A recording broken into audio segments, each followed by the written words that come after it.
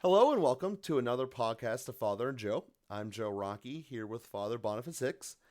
And Father, in the past we've done some episodes on some various things that go through our human life, some things that just we have to deal with all the time. And some ones that have come to my mind that have been very popular were the episode on pornography was very popular, the episode on stress, obviously the virtue signals, kind of the corrections to stuff like that. And I wanted to dive into one of those types of topics here today, something that we all go through, and just how does the church teach on this and why? And this particular one is about anxiety, essentially. I guess, and anxiety and depression, and just wanting to just hide and run away, or just not be engaged, not be the same person that someone was before. And obviously there's a lot of, psychologists out there who teach in various different ways, and I'm sure that with various gray grounds there's possibly different teachings for each situation, and that this is not going to be a black and white type episode. So I don't want to address it from the standpoint of someone else looking at another, but I want to look at it from the standpoint of from within ourselves in presenting ourselves to the outside world. Because feeling anxiety, feeling down and depressed is something that we all have at some point in our lives or another. It's an inevitable human emotion. So I wanted to take a discussion about what it is that the church teaches about that and what we can do internally to keep ourselves moving and try to go into a direction that's positive for both us and then those around us as well. So with that being said, you're going to know more about this topic than I ever will. So I want to give you the floor. Um, well, we'll have to narrow in on what's interesting to you. I mean, these things are, we use this term anxiety in a very generalized way. Sometimes we use it in terms of I'm I'm anxious to help you with your homework or something, or I'm anxious to help you grow in holiness. So we use anxiety as a uh, something that we're kind of looking forward to, sort of like an excitement or enthusiasm light. Uh, we also use anxiety to just describe you know the jitters as you get ready to run a marathon. I get a little anxiety before I go out, and I get kind of worked up about that, or before, performance anxiety as I'm getting ready to deliver a homily to an important group. That there's that kind of anxiety. But when we're talking about something that would be more uh, psychologically problematic, generalized anxiety disorder, for example, as the Diagnostic and Statistical Manual, the DSM, defines it, would have a number of characteristics: that it's more persistent, that it's disabling our behavior, that it's comes up strongly, that we can't find some way to work through it, that I don't know all of the DSM always has a series of symptoms that when you have, 6 out of 10 of these, then they would diagnose you and treat you appropriately. And there's a lot of people who would have a mild form of anxiety that's more persistent.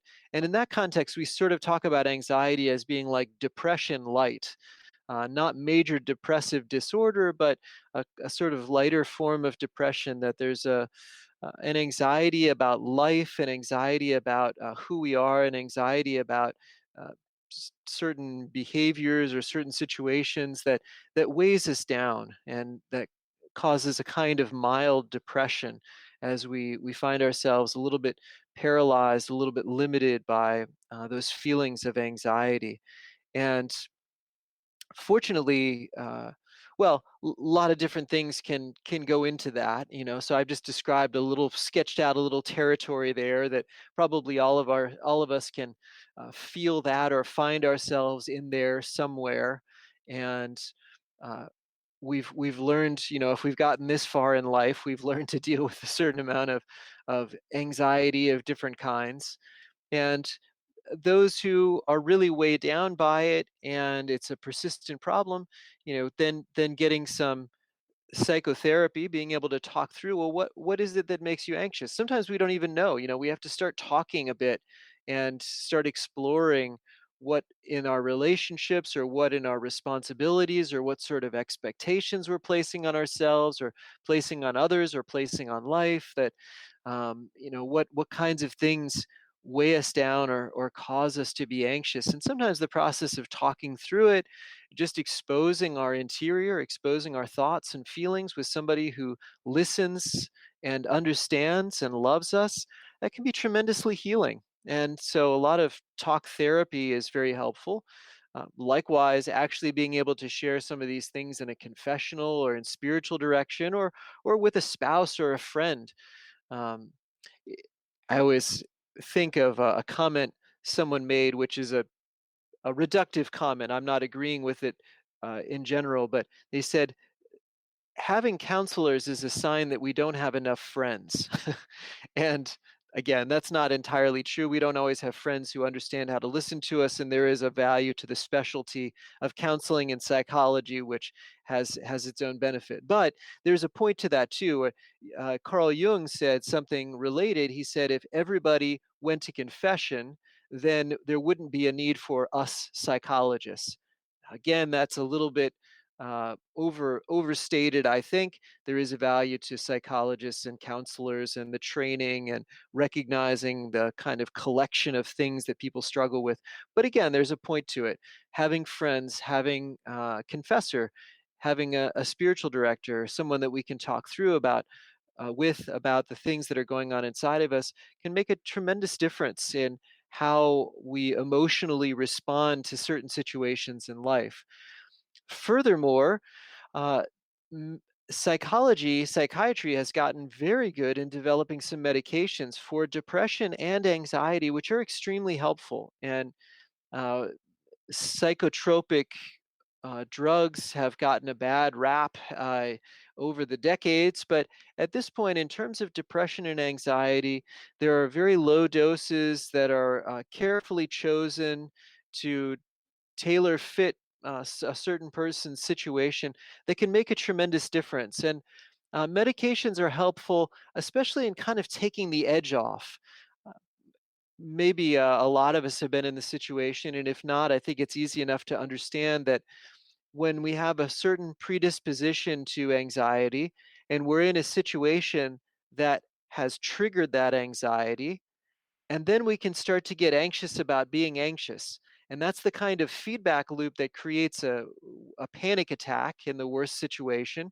But it's a feedback loop that can really ramp up our anxiety so much that it makes us hard to think through or share or take good decisions about what's happening. That the emotions are just so intense, and that's where a little medication, um, a Xanax or some mild tranquilizer, these kinds of things can just settle us down in a way that we can think more clearly, that we can see through things, and we can take the appropriate steps. And that's where a lot of times also the combination of some medication just to take the anxiety levels down a bit, and then combining that with some talk therapy to talk through what is going on inside of us and what's leading to some of these things. What's the distorted thinking, or what's the sensitive emotional responses, what's happening inside of us that's leading to some of that combination can be extremely effective. And anyway, there's a lot of availability for that in these days. I think one of the most valuable advances in psychology has been in some of these realms. And so I just really encourage, again, there's a certain stigma that persists in some cases, and sometimes the thought that, well, if you just do the right spiritual thing, there's a tendency to spiritualize. If you prayed more, you wouldn't get anxious, and kind of heaviness with that. Or if you just cast out the demon of anxiety, everything will be fine. And there's a value obviously to praying, and there's a value to renouncing a demon of anxiety, but just to reduce it to those things can sometimes make it worse. We can end up placing the expectation on ourselves that we ought to be able to work through this spiritually. And if you can't, there's something wrong with you. And then, of course, that increases your anxiety, which is counterproductive. So, anyway, those are a few initial thoughts about anxiety, and happy to explore that in any direction that might be useful. Sure. And what I've gotten from there is first off that anxiety is much larger than what it was going into. So when I looked up various things about anxiety, now I'm not sure that they even apply in an actual measurable way. But one of the things I did take away from you there was that you need someone to help you. It's not something that it's going to be a reasonable expectation that we're going to be able to fix this on our own. And it's something that, as you said before, we need to talk it out, and then obviously confession being a great place to do that, but also to recognize that a lot of that feedback loop you were discussing is just getting worried about something that might worry you, and I think this might be just a personality thing that I have that makes my personality type different than others. Um, is that I tend not to worry about things that I can't control until it's a spot when I can control them, if that makes sense. At the end of the day, we're here sitting at the beginning of August. I have no control really over what the Steelers ever do, let alone whether some of the players get set down for injury or COVID or whatever. But I do know what I want. I want them to win the Super Bowl. So, but if Ben's out for 3 months, it's not going to happen. So that being said, that there's no value I see for my life from worrying about that. So I look at things like that, and in some ways, people who do worry about things, and again, this is obviously an arbitrary thing, but take it to something like the COVID situation, which we're all surrounded in. I look at statistics and I say, okay, if I do get it, it's going to be a really bad week or so, but then my life will go on in return.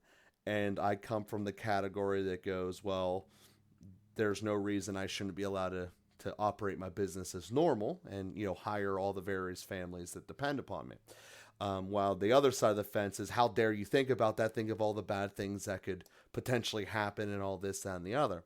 And not to make this a thing about COVID, but that's my mindset when we talk about worrying about potential things. And I tend to be much more data driven or pragmatic, is what it says.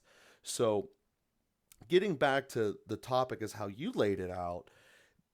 The fact is that we need other people, and that the other part of that I got from there was implied in what you said, but I think I have statistics over here that are backing this up, is it needs to be a genuine connection. It just can't be words on a screen from someone that you may or may not have ever met. It may or may not even be a real person. So when we talk about these digital connections and digitally talking to things, there needs to be beyond that. It needs to be a genuine connection there. And you kind of got to the point where, as long as the other person's listening, it's obviously better if they're specialized. Specialized trainings gives you better results. That's why we have specializations and expertise in the world, really. So in terms of having discussions about moral and theological matters, that's why there's specialists called priests. You guys know things and all that. And then, as you also said, that this isn't a one tool fixes this type of problem. This isn't like we're trying to nail together a house where you need a hammer. This is, sometimes you're going to need a screwdriver, sometimes you're going to need a hammer, sometimes you're going to need 30 other tools that most of our audience is going to know what they are. But that's not the point. The point is that there's lots of ways to fix this problem, and there's no one way for each person. So for us to sit and to have the expectation that we're going to fix this ourselves, and that it's not right if we can't fix ourselves, is wrong. And the starting point of yours was expectations. And I want to kind of deviate to that point in the conversation here, because the expectations seem to be the driving force behind the anxiety. I see this a lot with people who are in school. I need to get a 4.0 or I'll be worthless. Well, that doesn't necessarily seem like that makes sense at all when you step back and look at reality in its totality. So I wanted to kind of just have a conversation about what are reasonable expectations, because we can have it on both sides of the fence. We can set the bar way too high and then we're constantly worried about not getting it, or we can make the bar literally below the floor so that we always get across it no matter what. And in my head, there's going to be problems with both of those, but I'd let you to tell me why and where that's correct. Well, I do appreciate. I want to acknowledge what you said about how important it is to have someone else to work through things with. There's a tendency, I think, especially in our time, to imagine that we don't need other people, that we ought to be able to do everything on our own, that other people are only a crutch until we can just do it for ourselves. But it's actually essential to who we are that we are made for relationships. We are made in the image of and likeness of God, who is Himself a relationship, Father, Son, and Holy Spirit. And so there's no pathway forward that eliminates other people and eliminates relationships. So while there is some uh, transformation of thinking and approaches to things that will be helpful, I just want to really reemphasize what you said so well, Joe, about the necessity of having someone else walk through things with us, and just in general, other people to be with us. One of the worst things that happens is isolation. And that can really ramp up a lot of depression and anxiety. So we really do need those connections, communion. To be in communion with other people is so necessary for us as human beings. But in terms of some thinking, it's yeah, we have a way of putting too much pressure on ourselves. These the approaches are different for different personalities. Um, Roughly speaking, the four temperaments are a helpful way to look at personalities: sanguine, choleric, melancholic, phlegmatic. And there's a certain personality that sets the bar really high and is really driven by, ought to do this, ought to do that, and sets those expectations unrealistically, and puts a lot of pressure. And the pressure doesn't there's a certain amount of pressure that helps us work better. We kind of work better at coming up to deadlines, but then there's a tipping point where that pressure becomes paralyzing, and that's going to be different for different people. We have to know that about ourselves. I like uh, striving for some standard, and having some expectations set out, but um, I certainly can be crushed by those things too. And so sometimes we have to break things down and make them achievable tasks. And then, if you just set out to get a doctorate or something, it's like, well, that's overwhelming. There's a lot to do there. But if you break it down into, how many courses I'm going to take this semester, or how I'm going to write the first chapter of my dissertation, well, that becomes more manageable.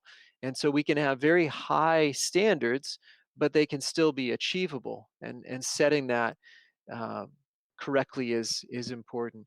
As you said, we can hold ourselves to no standard, or very low standards, and yeah, I think I don't. Well, anyway, I sort of wonder how many people do that. I often think that there's some fear involved in that. That it's coming from maybe a fear of failure, or some insecurities.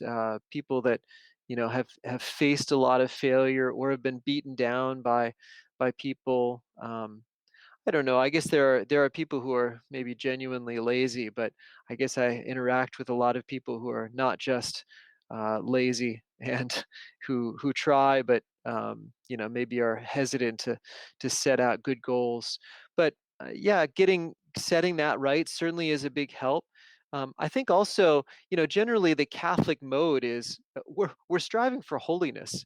We want to set out the very highest standard in that sense, but also with a great deal of mercy.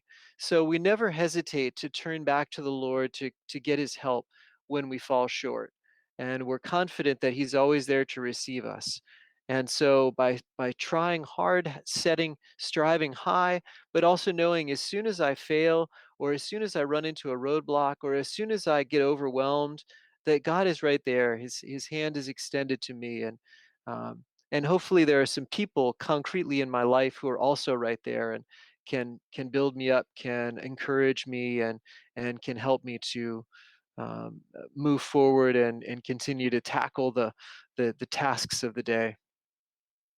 And that, I guess, is the calling that what we should have for ourselves, is that knowing that we cannot be the anchor for our own boat, to try to be able to be a concrete person for someone else to catch on to.